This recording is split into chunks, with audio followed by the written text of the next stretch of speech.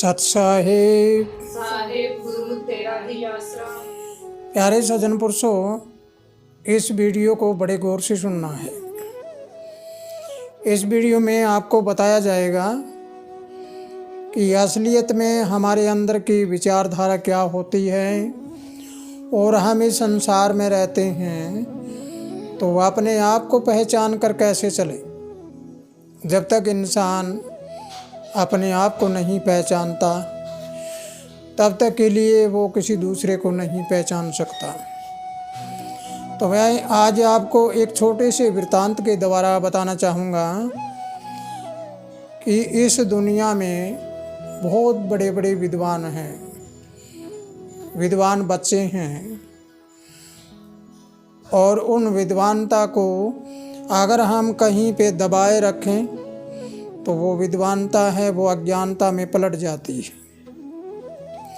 इसलिए सबसे पहला विचारधारा हमारी ये होनी चाहिए कि अपने घरों में अपने बच्चों को कोई दबा कर ना रखें, उनको पूरी तरह से मानसिक आज़ादी दो और हर रास्ते के बारे में उन्हें अवगत कराओ कि कौन सा रास्ता सही है और कौन सा गलत है। जब तक इंसान को सही और गलत रास्ते से ज्ञान नहीं होगा तब तक के लिए वो घोर अंधेरे में रहता है। तो आइए एक छोटा सा वृत्तांत बताता हूँ आपको कि एक बार 3 पढ़ने वाली बेटियाँ रात के समय में पढ़ने लग रही थी और उस समय में बिजली का प्रकाश नहीं था, तो दीपक जलाकर ही वो अपनी पढ़ाई किया करती थी। प्राचीन काल में राजा अपनी प्रजा को जांचने के लिए रात को अपना भेष बदलकर सब जगह गश्त लगाया करते थे। तो राजा गश्त पर था और चलते चलते तीनों वो लड़कियां आपस में बातचीत करने लगी। पहली लड़की ने कहा कि बहन वो गया, और दूसरी कहने लगी कि बहन उसमें वो नहीं है। इतने में तीसरी बोलने लगी कि बहन उसमें वो भी नहीं है।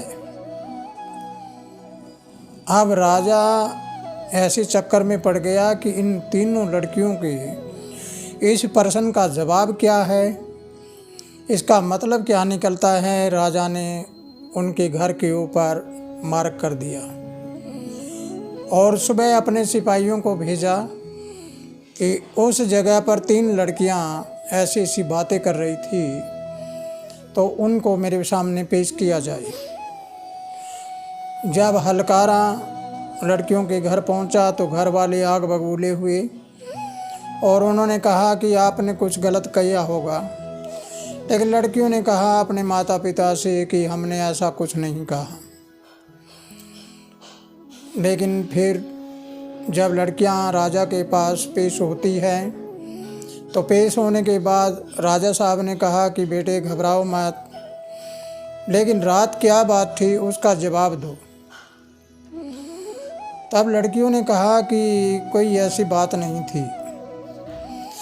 इस बात को सुनकर राजा ने कहा कि आप मेरे महल में चलो और वहाँ आपके लिए खाना बनवाया है और वहाँ जाकर आप हमारा प्रश्न का जवाब दो। जब राजा के महल में तीनों लड़कियां गई और राजा ने उनके लिए खाना परोस दिया और खाना परोसने के बाद राजा साहब पास में बैठ गए। तो बैठ गई लड़कियां इधर उधर देखने लगी और शर्मिंदा होने लगी कि हम राजा साहब के सामने खाना कैसे खाएं। तब एक लड़की ने कहा धीरे सी कि बहन ये तो वो है। दूसरी कहने लगी कि बहन उसके तो वो होते हैं। तीसरी कहने लगी कुछ वो ऐसे होते हैं उसके बिना भी होते हैं। तब राजा ने कहा कि एक प्रश्न का उत्तर लेने के लिए लड़कियों को बुलाया और इन्होंने तो एक प्रश्न और यहाँ पर खड़ा कर दिया। जब एक प्रश्न और खड़ा कर दिया तो उसके बाद में राजा ने कहा कि बेटा आप इस प्रश्न का उत्तर और दीजिए। हमने तो एक प्रश्न के लिए बुलाया और आपने एक नया प्रश्न फिर खड़ा कर दिया। तब लड़कियां कुछ घबरा गई, कहने लगी कि राजा साहब हम आपके सामने ऐसा कुछ नहीं बोल सकती। तब राजा ने कहा कि बेटा 7 गुना माफ़ है, मैं कुछ नहीं कहूँगा, लेकिन सही सही बात क्या है वो बता दीजिए। तो पहली लड़की ने कहा कि हमारे प्रश्न का उत्तर ये है कि हम दीपक जलाकर और पढ़ाई करने लग रही थी, तो उसमें तेल समाप्त हो गया, दिया बुझने लगा। तब मैंने कहा था कि बहन वो गया, मतलब दीपक बुझ गया। दूसरी ने कहा कि मैंने कहा उसमें वो नहीं है, तेल नहीं है।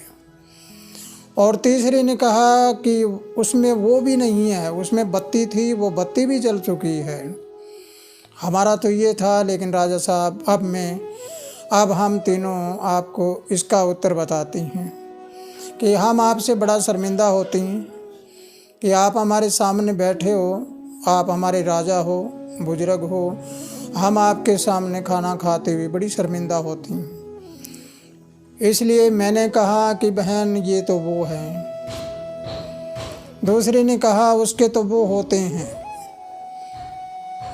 तो मैंने कहा था कि ये तो वो है, पशु है, पशु के समान है राजा होते हुए भी। दूसरी ने कहा उसके तो सींग होते हैं, वो होते हैं। तब उसने तीसरी ने कहा कि कई उनके बिना भी होते हैं, सींग के बिना भी होते हैं। तब राजा को समझ आई कि तुम बड़े अज्ञान हो, तुम एक पशु के समान हो, तुम्हें ये भी पता नहीं अपने बच्चों के पास कैसे रहते हैं।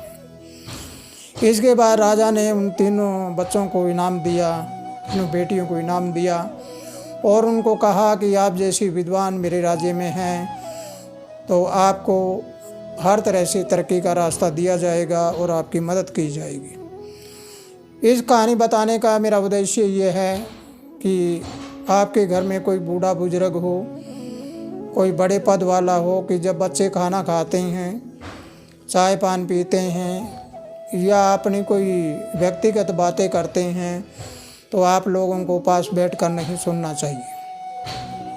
अपने सभी बच्चों को आज़ाद रखिए।